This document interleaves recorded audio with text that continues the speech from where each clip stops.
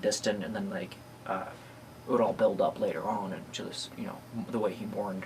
So yeah, it's just like, and having dealt with my own, you know, losing my own father only earlier this year, it was just very, like, you feel, you know, I'm still kind of trying to find the way, right, if there is any right way. I don't think there is a such thing as a right way of ever grieving, but, and I was actually thinking of making an entirely separate video of this because, you know, everybody dies, like, everybody, you know, deals with death. As, you know, Simone de Beauvoir wrote, you know, a very beautiful book that I actually just finished. It was actually more of a memoir type thing that was pretty quick read, I think, and it was called A Very Easy Death, I believe, and it was about her mother, Francoise de Beauvoir, I think, and how she, you know, like, it wasn't, a part of her wanted to want the suffering of her mother to be over with, you know, but like a part of you is conflicted, like, because you want to hold on, you want to be like, well, you have to, you know, but the sad fact is that everyone's going to die. It's like, there's no stopping it, there's no possible way of ameliorating or even halting, you know, with, like, think about, you know, life extension and how silly that is, like, for the longest time, like, you know, like how long people have been trying to just buy some time, you know, like a few days here and there, trying to, like, run, you know, like, ultra marathons, or trying to do whatever it takes, you know, and I'm guilty of trying to kind of, you know, stay,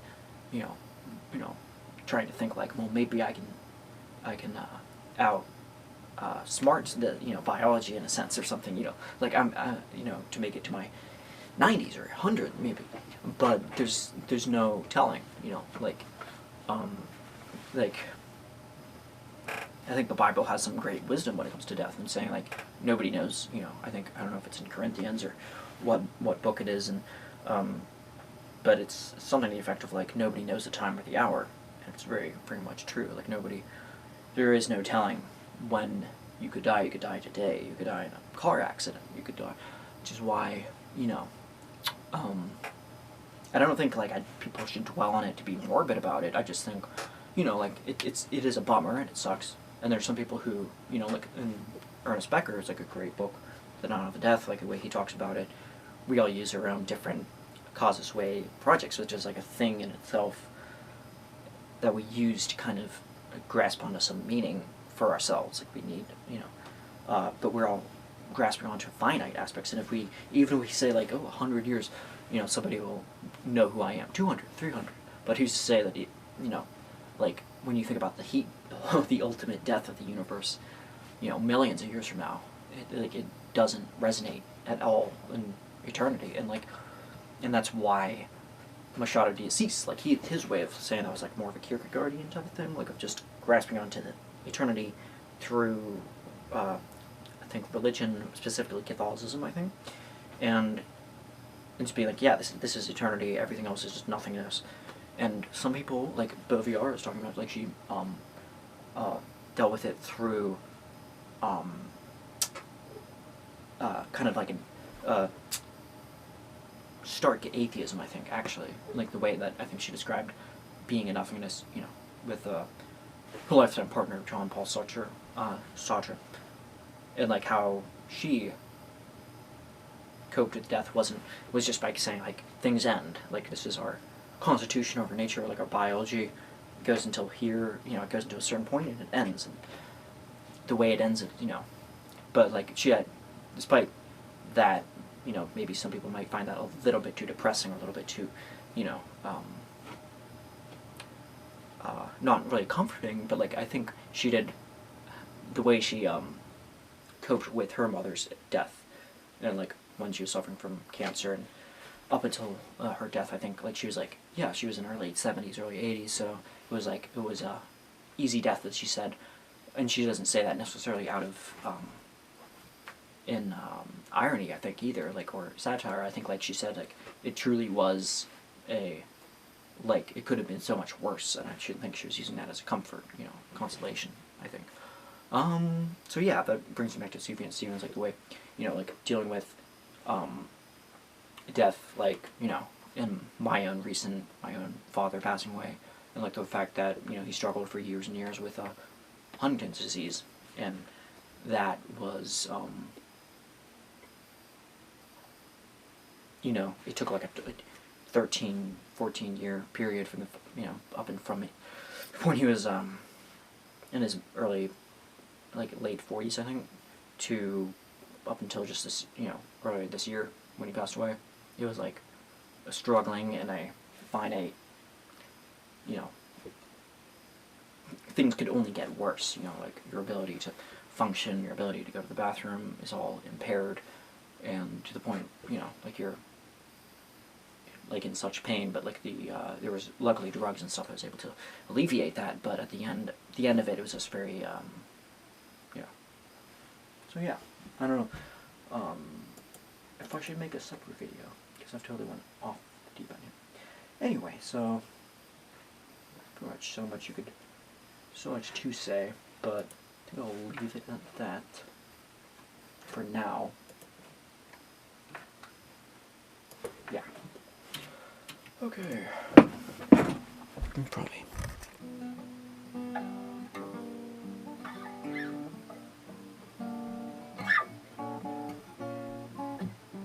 Yeah, something like that. I just thought it was like just soothing vocals. Definitely when I'm in a kind of riled up mood, that like definitely calms me down. Speaking of those kind of really calming, soothing songs, Mogwai, Take Me Somewhere Nice is a very, very great. And again, I feel bad because I haven't listened to all of their discography yet. I've gotten their discography on hand, but I haven't listened to more than their like late 90s stuff, I think. Again, they're an English band from the UK, and they have, I think people have called it like slowcore, I think, where it's like a bit like Sigur Rós, post-rock too, because there's elements of stuff. I think Arcade Fire's early stuff too, I think, is a little bit like this, where it's like post-rock, I think, still has all the same thing with Interpol. They have all the elements of rock, I think, with like a drum, bass, lead guitar, keyboards and stuff like that, but they play it in such a way that like it's different, where they focus more on the atmosphere too, and there's a lot you can do with those instruments, which is why somehow I myself end up using the same like no matter what, after all these years, like I'm still using acoustic guitar and electric guitar and keyboards and occasional other instruments. But yeah, it's just a very beautiful song. They also have some like pretty weird song names too. Like one of them is called like Yes, I'm About to Blow Up Your School or something, where it's like a little bit weird at first, but like then you listen to the actual song and it kind of makes sense. Yeah. So let's see.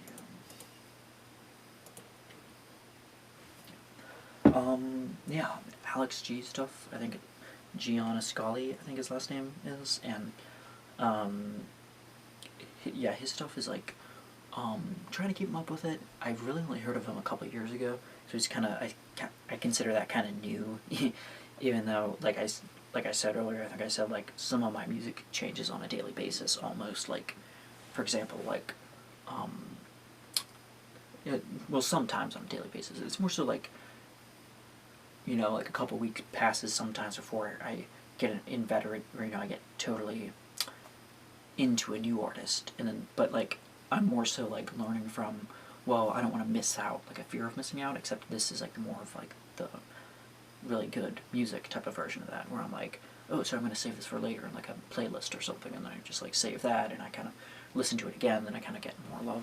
But like, like an artist like, think Little Red Lung, I think, is like an English band, and they've been around for a while, but like they're so like not that well known, and I've only listened to a few songs of them, but like they've like I've been playing them more and more. Replay quality is really good on their stuff, and but yeah, that's like kind of an example of something where I'm like listening to so many things at once, and then like something like even still like Alex G, I've probably heard him well over a couple years ago, but like it still feels like I haven't totally taken in his stuff, but like like anything from his like earlier kind of lo-fi acoustic stuff, like, you know, like stuff he wrote in high school type of stuff that he posted on Bandcamp, and then to the stuff where it's like whether House of Sugar, where it's like a lot more well produced and there's like a, you know, mixing team behind it, which sounds like it's almost like going against his convictions a little bit when he's saying that, but you know, he still makes stuff in his own home studio, and I'm sure that even at his own home studio that he has the wherewithal at this point, I think, to kind of make whatever vision of music that he wants to, you know, come to fruition. But at the same time, he's also has that kind of DIY sense about it, which I like. I like that, you know, simple acoustic guitar, you know, the way he plays, you know, like, for example, songs like something like In My Arms, or, you know, like where it has like kind of like these like almost obnoxious like double layered, you know, like electric guitars behind it. It almost sounds like a garage band, like a cacophony of sound. It's a very pleasant sound, but, you know, it's like kind of chaotic, but like he knows like a good mix between chaos and reining it in to something that actually sounds like really good, and like just has like a really good sense for rhythm and a good sense for chords too, like, you know, playing certain things, like, you know, it's like, I'm no connoisseur of Alex G, but he's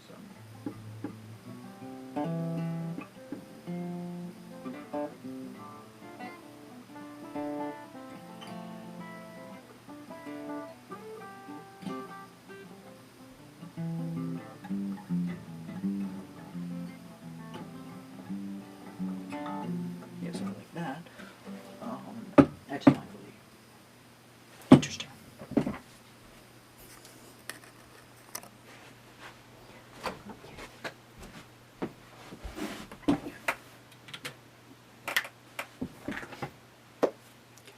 I hope I'm centered here. Apologies if I'm not, but I'm not the biggest perfectionist right now. Anyway, back to what I was talking about. So yeah, like what I was telling you there before, a bit of really shoddily was Alex G's Be Kind, which is a great example of why I actually like his stuff, and you know, like the power that there is with the acoustic guitar, you know, and who else have like the likes more of who have I don't know what I'm trying to say, people who have actually proven that, you know, probably the likes of Elliott Smith, who I'm going to talk about as much as I can later, and like there's, you know, the simplicity in the lyrics too, like being able to be so almost like forthright, but like at the same time like kind of emotionally like honest as well, and like really interesting chords too, like the way it's like, you know, the way he takes advantage of like the fretboard and like, you know, hammer-ons and this and that and walk-ups and all that, and yeah, I think but at the same time it's also not so, it's not out of like the impossible level to learn. I think that's what, you know, people like Alex G should, you know, the reason why maybe he's popular in the indie world, I think, is because the indie world is like, there's like a good, I think, thing with, well, like the reason why people are like afraid of maybe the classical arena of like learning a classical instrument, like learning the violin or the viola or the anything, the harp, the piano, the, you know, harpsichord, you know, the like anything, like, you know, classical guitar too. Like the reason why people are so kind of apprehensive about starting those things is because they feel like they're an imposter. I mean, I know I do. Like there's like so much stuff that you don't know. There's so many scales and modes and harmonies and all sorts of different ways you can play them and, you know, perfecting them. And I think what the comforting thing about indie type acoustic stuff or like modern, more contemporary stuff is the fact that it's actually like it's brought down to like a reasonable level of like being able to realistically like play them and like perform them, you know, like sure, or, you know, these songs hard to play, yes, you know, indie, you know, like playing a guitar is like, but like I feel like once you get the framework for it, like accumulating new knowledge in what you've already, building on what you already learned, like the tools, kind of like the heuristic, I think is probably an apt word. Like once you actually like kind of learn the basic like framework of like, you know, like I was talking about the cage system, like it sounds like, you know, I think there's like a few things that you can learn that are actually quite invaluable even once you go later on, as you, depending on like, you know, like if you want to play even just for a hobby, I think, you know, I think it's like very auspicious to learn. And so, yeah, like I said, like Elliott Smith too, like he's, one of the reasons he's probably in my top 3, I think at least, favorite artists of all time. It's because, like, again, with that, you know, the ability to, you know, to do so much with so little, like the way he was able to, you know, he's so gifted, and like he was like, a lot of people think of him as primarily a guitarist, but like if you actually see some of his videos, there's videos of him playing Rachmaninoff, like, you know, like one of his preludes, you know, the famous one that's like, like he's playing that like really well, and I think he was just a diversified artist. You know, he was able to musician, like he was a great musicianship. He was able to somebody describe it as like kind of the Brian Smith, or I'm sorry, not the Brian. Brian Wilson, I don't know why I'm forgetting his name, Brian Wilson form of ability to like go from transfer what you've done on the guitar to go to the piano and do that, and maybe even go to like other instruments, like, you know, to go over to a, you know, even a violin too, or, you know, so yeah, there's like that, you know, don't be afraid of taking on more instruments type of mentality, but, you know, obviously, like, he's best known for his guitar works too, and people have gone through like the theory and like what he does, and, you know, I've seen like little snippets of like what I could find available online of Elliott Smith himself teaching guitar, and like he found, you know, he admitted that he might have just been being modest, but he admitted that he didn't really know a lot of shapes. Like you'd be playing something like that might be a D9, or it could be an A, you know, minor 7 or something. But, you know, like kind of made me feel a little bit better about not knowing, you know, just because you don't know the names of something doesn't necessarily mean that you're not able to play it, you know, like it's not, I think it's totally, fine if you're not so perfect at something, like figuring out or reading things, or, you know, it's like the old example, like a lot of the Beatles didn't know how to play sheet music. In fact, I don't think any of them knew how to play or read notation, so that's kind of a, you know, I think, especially for contemporary stuff, I think sheet music is like, you know, it's like not up there with like pitch perfect or being pitch perfect or being able to detect pitch things or whatever. I mean, I think it's like, it's almost like having an ability that you don't really, that's not all that conducive to being a musician. I think it's like, it's almost like a neat trick, I think. I'm not trying to like denigrate anybody who has pitch perfect or anything like that. Perfect pitch, totally different things. One's a corny movie about singing, and another one's an actual. No, I'm just kidding.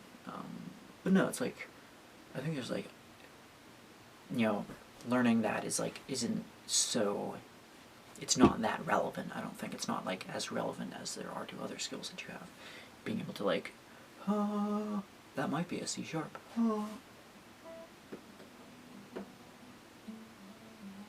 Yeah, I was way off, you know, like,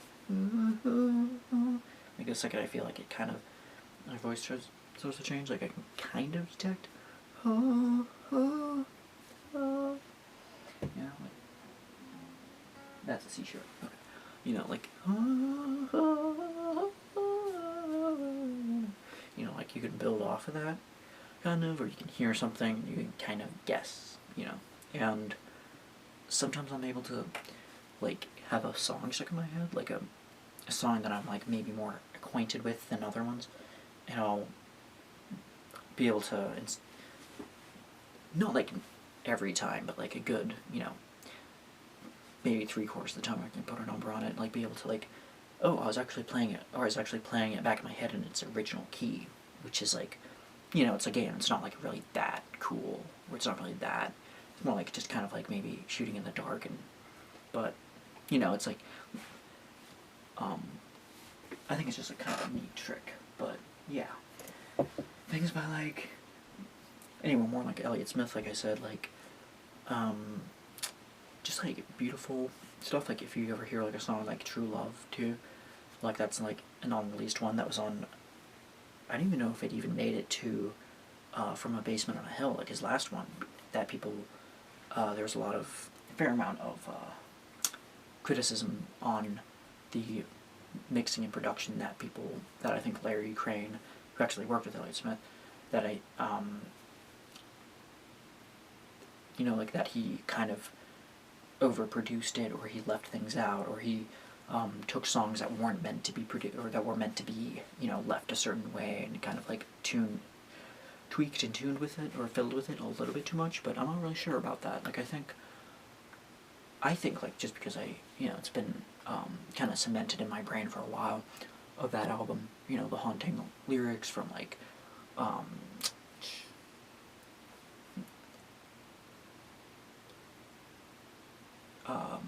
you know, like Little One, for example, or like, you know, the electric guitar, like he purposefully, I think he said he wanted to leave things a little bit detuned, a little bit like shitty sounding, and yeah, I think it's like an interesting overall quality that takes a little bit of an acquired taste, I think, for his work, I think, but you know, I think during that time was especially also like one of his darker moments in his personal life, you know, like dealing with addiction and fighting that, that it kind of like, you know, resembled kind of like the kind of warring, maybe personal inclinations to like, you know, want to create something beautiful, but also want to create something so raw and earnest and real.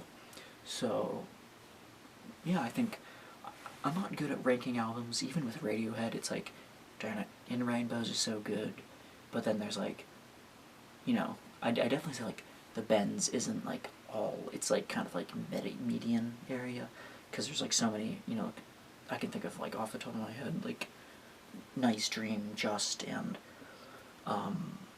India Rubber, I think, or like one like where it's like, can't remember the name of the other one, but like it's a little bit like, I don't like Black Star all that much. I'm not like a huge fan of Fake Plastic Trees. Like those aren't the ones that make me.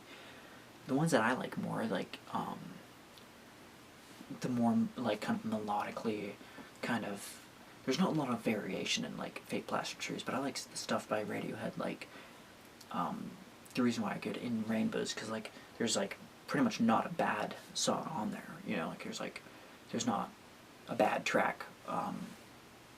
Same thing with A Moon Shaped Pool too, like that's like, you know, totally, especially considering Tom York's own struggle, you know, losing his girlfriend, I think, of like, you know, 23 years, I think he actually says that in the lyrics of Daydreaming, although it's kind of distorted near the end, but like he says like half of my life, and that's what he means, is like, because I think he was 46 when so he's saying like half of my life, you know, 23 years, but yeah, it's like, it's hard for me to rank albums like that, you know. Kid A is like so great, but like it's like the second I do, it's like there's another one that kind of just edges it out, and I'm like, oh. I mean, for its experimentation, it's like, it's great, you know, everything in its right place with its odd, disconcerting, but like oddly calming, but like it's not calming quite, it's like kind of like uncanny valley of like the chords in that, like the modes it's using, and the, you know, I think it's Phrygian, I think is the mode. You know, it's like that, you know, like that level of like stuff, like, you know.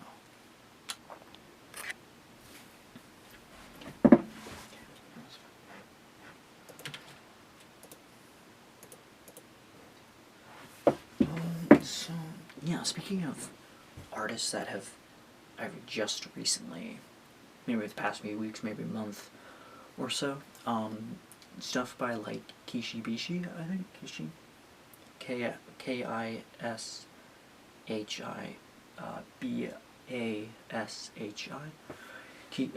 Bashi, I think. He has, you know, like a really interesting use of the violin that he reminds me a lot of Andrew Bird, whose work I also admire a lot. Slowly digging my way through his discography. Bird's, that is. And it reminds me a lot of his because it's the organic use of like a violin, for example, and then like sampling that same kind of organic thing over and over.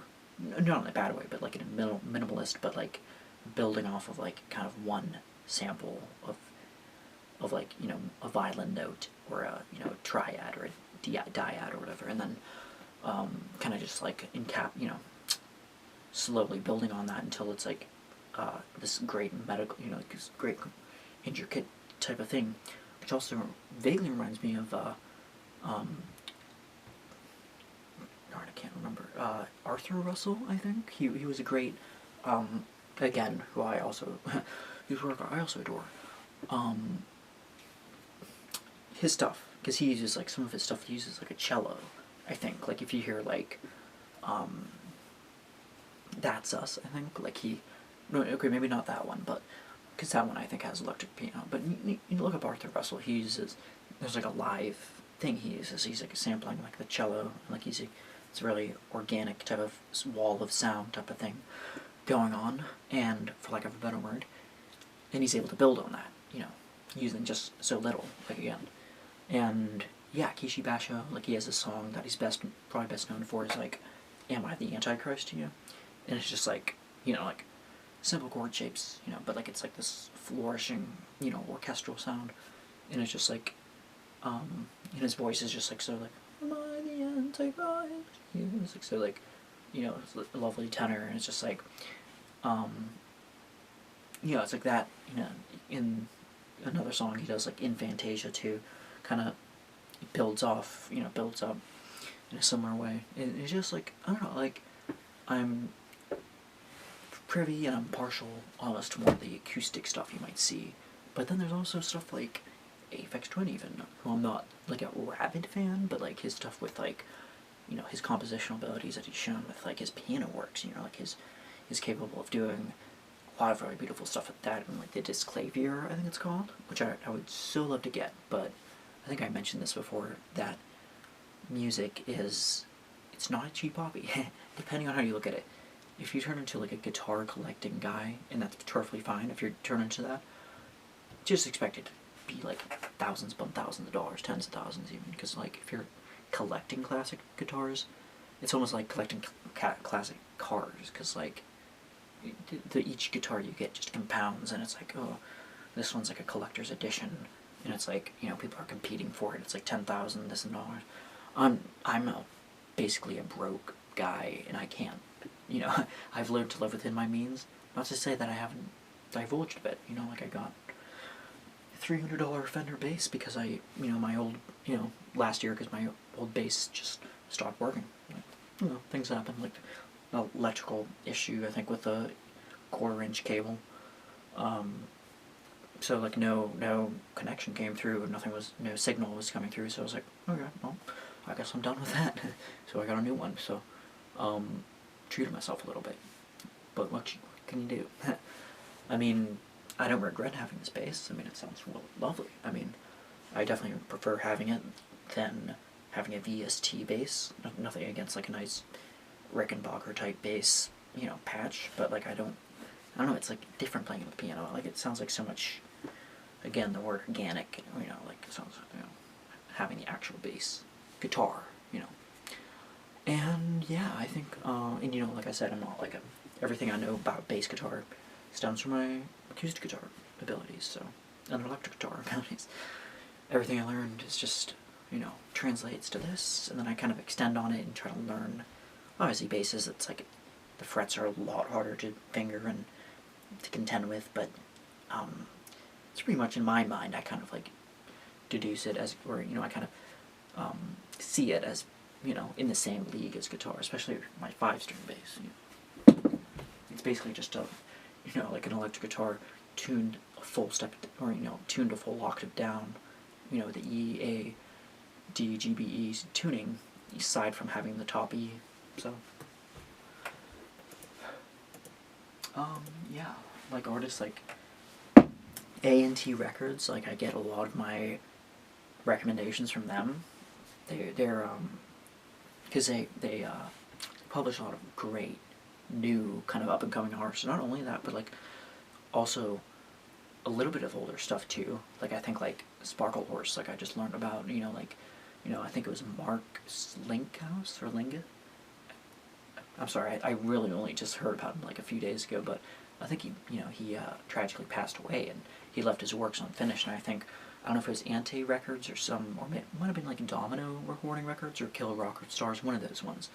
Kill Rock Stars, I think, published Elliott Smith, but I think they published one of these greatly admired, revered, publishing companies, recording companies, did,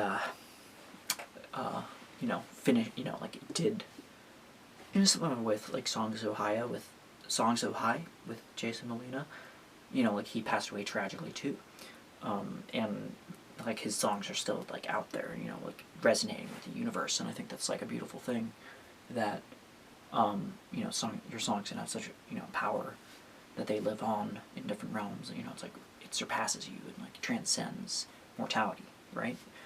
And it's just, and the fact that A&T Records also publishes like up and coming things that you would otherwise not hear about, like Boy Scouts, the band Boy Scouts. And, like you have a hard time finding some of these bands, like, and speaking of bands that are hard to find, Bobby, like Bobby, like the name Bobby.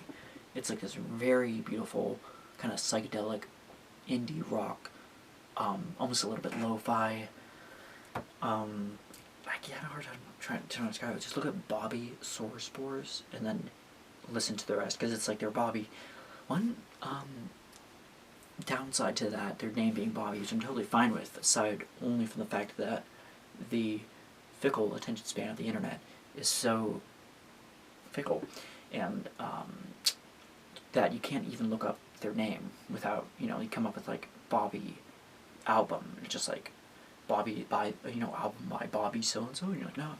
So it's like a little bit frustrating, but that adds to the lore of them, because it's like a collective, music collective, and it's made up of, now I'm going to butcher their names, but Maya Friedman, I think, for sung vocals, and she was a part of another band called Tobo, and now she's releasing her own music on her own independent thing, I believe, only because I only started recently following her channel on YouTube, and beautiful music as well, but like, and then, I can't remember the other names, the Mountain Goats, I think, Mountain Men. Okay, there's two different indie bands, which makes it hard because they're kind of folk based. There's the Mountain Goats, and then the Mountain Men, I think, which is these two or three ladies that very talented, that play acoustic instruments, and and that's our like that's their thing. And I think all of them kind of collaborated on Bobby back in 2011, but they soon broke up. They disbanded because I don't know why. I guess was a part of because like they didn't get enough traction from the first album, because their first album was like literally one of my favorite albums ever. Like it's Bobby, the self-titled album, and it just has like 11 tracks, like a really kind of like, even though it's a little bit, you might be dissuaded by the length at first, like it's like an hour and a half, I think, like pretty long for a standard like debut album, but yeah, some of the songs like go on for like 6, 7, 8 minutes, and it's just like totally beautiful. Like there's songs like like Ginger Water Birth is like so just has like this like a droning synth sound on a lot of these things, like almost like some of it sounds a little bit like detuned, a little bit like a almost like a theremin, like the way that Johnny Greenwood uses the Owens Marital Martinet. There's almost like a childlike thing on like some of these Bobby songs, like a really high up like synth of some sort, that it's like a sine wave that's just like, I can't really tell what it is, but it's just like very, the equipment that they use, like they probably use like pretty, I don't know if it's a mini Moog or like a, definitely not a Prophet. Prophet has like more of an ambient type of sound. That's the only one that I can really recognize, but all these other like Moogs and stuff, like I wish I did know a lot more, but like I said, I'm going to use that excuse of, like, music. It's so expensive, because, like, a lot of these, you can buy these things, like, but, and I do have, like, a cord thing over there, but the main thing with it is that it's, I haven't found a sufficient reason to buy the actual, like, synthesizers, save, in lieu of what I already have, which is the VST, virtual instruments, of, like, stuff from Zeta 3 on, that I use via FL Studio mainly, and their stuff has, in, like, you know, the stuff that, too, like, Boards of Canada, like, I'm a big fan of them, of theirs, too. Fingers crossed of them releasing a new album soon. But, yeah, one of the few bands that I've actually got sufficient time to, you know, absorb most, if not all, of their stuff, and, so yeah, their catalog of stuff, too. I'm kind of segueing into Boards of Canada here, but yeah, I just love their, nostalgia, too. It's like this nostalgic sound of, like, it's not like just a cheap trick, you know, like, they're capable musicians with, like, very interesting chord sequences and kind of weird, progressions and, like, time signatures, too, that, you know, they just has this really kind of, like Autocray. Like, one of the reasons I couldn't get into Autocray is because some of their stuff is a little bit too, like, glitchy and kind of, like, industrial-ish. Like, it's, like, a little bit too, like, they're, I don't know if it was the name of the first record or not. I know this keeps falling out, but, trying to tie this up. Other recent artists that I've looked on, also on A&T Records, Anti-4 Records, I think. I don't know if I said that before.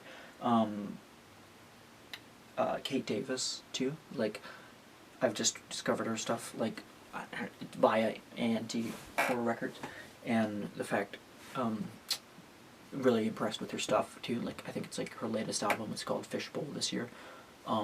It's a great album. Like, I don't know what else to say. It's probably on probably the top of the charts of the 2023 list, I think. And one of the few things, I'm totally never on the ball with anything. Like, I'm always late to the game with things. I'm not cool. I'm not, you know, I'm not, like, abreast or, like, in, you know, cahoots of, like what's going on around me a lot of the time, culturally. Even though it might seem like that, like, but it's really not. Like, I stumble upon, like, you know, like I said, like, even Radiohead, like, until I think the only thing I really got to see, kind of coming into my fandom, let's, like, anticipate, I think, was a Moonshade Pool, and then, I think that was it, right? I think then that it was a Smile, The Smile, yeah, that's a recent project, which is, like, really great, and then they also have their different side projects, Tom York, you know, scoring films, or releasing different albums like Anima or Tomorrow's Modern Boxes and stuff like that, which I've all tried to keep up with to my best of my ability, but it's hard. Even Ed O'Brien stuff, like, I think he gets a little bit of flack. People made jokes about him being, like, you know, Ed O'Brien, all his job is to do is, like, to press a few buttons in the synth, like, you know, like, all he does is add, like, an atmosphere or a tone in the background. It's like, you know, he's adding a lot more than that, but, and I think, like, you know, his EOB side project, I think it's called, like, is it called Brazil, I think, is the album name? I've only heard a few songs, but they're, like, really, like, competent, thorough songs on their that stand on their own, that aren't totally derivative of his work with Radiohead. Just like the stuff with A Smile is, like, you know, it's obviously Johnny Greenwood and the drummer Tom Skinner and then Tom York, but it's also its own thing, too. It's like, I think, like, people, you know, in the same way people call How to Destroy Angels that started by Trent Reznor and Atticus Ross, I think, but also with his wife, I think, I'm blanking on her name, Trent Reznor's wife, but, yeah, she's, you know, like, and then people just call it, like, oh, it's just Nine Inch Nails, but just with his wife or whatever, and it's like, no, I mean, it's still its own thing. I mean, I think people kind of get stuck in kind of different things and phases, and understandable. I mean, a band is you know, like, you grow a relationship with these people and these projects, and it's hard to see them kind of disband. Like with Simon and Garfunkel, like my all-time favorite. Growing up with them too, it's like, you know, like it's like that kind of, you know, you're so used to seeing Paul Simon and Art Garfunkel as the dynamic duo, you know, like, you know, one, you know, like these two kids from New York who sung together and are really good friends, and, you know, but they have their kind of, some of their scuff, you know, their a little bit of punch-ups and stuff every now and then, but that's what makes them, yeah. But, like, at the same time, it's like Paul Simon's solo work, really great. Art Garfunkel's solo work is not quite, I don't want to just write it off as underwhelming, but, you know, because he's also produced, or, you know, he's sung on, or, you know, written, I think, really gorgeous melodies, like, on, like, Watership Down, the movie. Bright Eyes is a really beautiful song. But I think he shares co-writing, songwriting credits on that. But, you know, like, you know, his songs stand on his own, but I think Paul Simon, I think, has kind of the brunt of the, I'd hate to say it, but, like, the brunt of the songwriting capabilities, like, the technicalities of, like, composing a song on the guitar, or for any instrument, I think, and being able to, you know, like, write, you know, like, meaningful, not to say, like, anything that Art Garfunkel's done is bad by any chance, but it's like, I think it's like he was at his best when he was with him. But then again, Art Garfunkel also has probably one of the most beautiful voices ever. Like, I think the cadence and his rhythm and his ability to hit the right note at the right time with the right inflection, you know, totally just classes, I think, so many other singers in the pop arena. I think, because technically speaking, I think, like, they would be considered pop, I think, especially for the 1960s and 70s. So yeah, I think bands are just one way of kind of expressing that creativity, and then there can be solo work. And, people go through changes. Some of the more stuff like classical stuff, I'd probably say, like, John Tavener stuff too, is, like, very beautiful as far as, like, the aesthetic, for lack of a better word, kind of heavenly choir that he uses a lot on his songs too, on his like, it's like a lot of like, he has one song that's probably most recognizable for is the Funeral Canticle, I think, and I'm not sure if, like, when it was released. I think maybe early 2000s, maybe late 90s, and yeah, it was used in The Tree of Life, a really great film that I had some struggle to coming to that conclusion, where I was, like, wrestling with the themes and being like, why is it so drawn out? Why is this happening? Why is that? You know, I have another video queued up to film eventually when I get the time. Where I'll talk about The Tree of Life, and I'll talk about all these different movies, like that, or certain things like other movies that I genuinely do, like Merry Christmas, Mr. Lawrence, and other things like that. But for now, that Tree of Life song is, like, used in the kind of like a repetitiously throughout. You know, the Funeral Canticle was used as kind of a leitmotif, I guess, in that.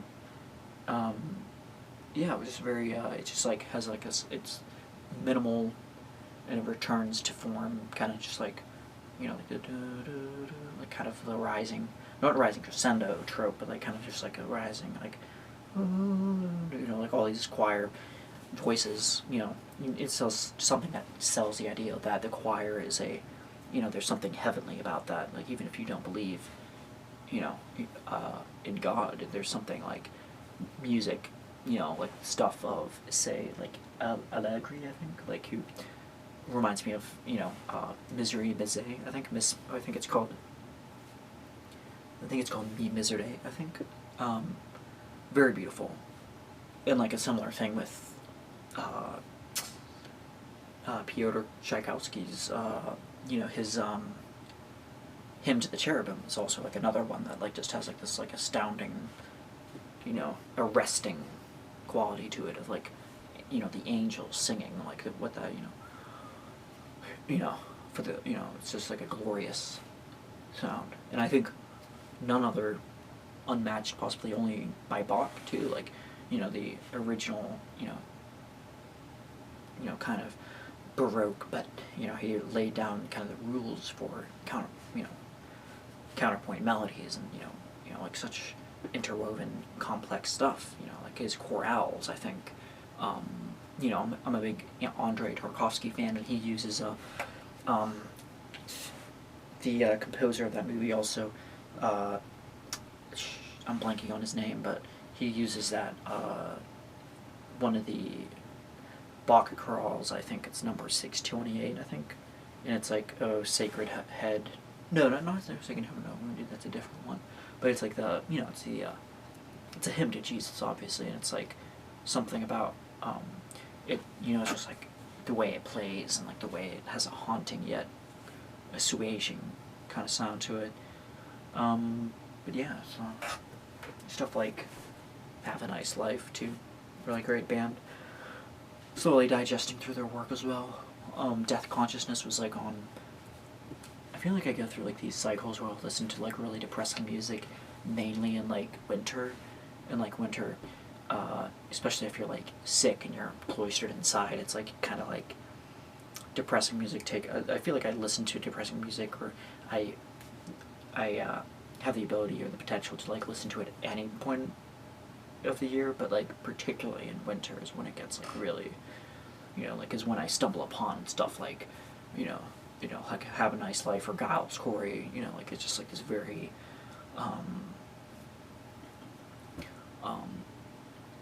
and I'm using like maybe like the Death Consciousness, like how it like goes from like this like very kind of like, almost like ethereal type of, I think from like the worms, the eternal worms are about to like devour us, I think is the first one, and it's like it's like this dun dun dun dun, and like the stringed instrument kind of playing, and it's just like, but there's like this very beautiful like, again I can't really find a lack of a better word, like a wall of sound that kind of is like resonating all around you, and it's like, yeah, the whole entire album, just like from Blood to Blood Hill, and it gets progressively from there. It gets like more and more like dispersed and a little bit more like chaotic, and like not unlike like the Caretaker stuff, like his stuff where it's like like the Caretaker stuff like can start out like a really like kind of coherent, and then over time like as a point of painting a picture of what it's like to go into mental illness and to kind of lose, like particularly Alzheimer's too, like the when you lose your memories and you lose like the identity, the very core essence of who you are as a person. It's like hard to like discern like what is there left that you're holding on to, and it's like, and then that album, I think like both like Have a Nice Life, Death Consciousness, and Caretaker's stuff like brilliantly express that type of sentiment. So stuff by Tamino too, like he's a this Belgian slash but I think he's like of Egyptian origin. Like I said about like interesting artists having kind of interesting ethnicities and stuff. Not to say that's what makes a great artist, but it's like kind of an interesting thing. Yeah, it's just like layered on with like like a simple kind of chord sequence, that kind of rising up in intensity. Yeah, that type of stuff. Olaf Arnolds, I think her name is. I recently found out, an Icelandic singer. Collaborated with York as well. Sigur Rós is also another great Icelandic band that kind of fits in with the post-punk, no, not post-rock that I was talking about, of, say, like I was, Mogwai or Interpol, or, like I said, and yeah, it's like, just, forgot what I was saying. But I think that's probably a good place to end it. I'm not really sure how I'm going to edit this, because I know the cameras probably went out more times than I can count, but yeah, I think I'll try to slice something up and make something of worth later. So.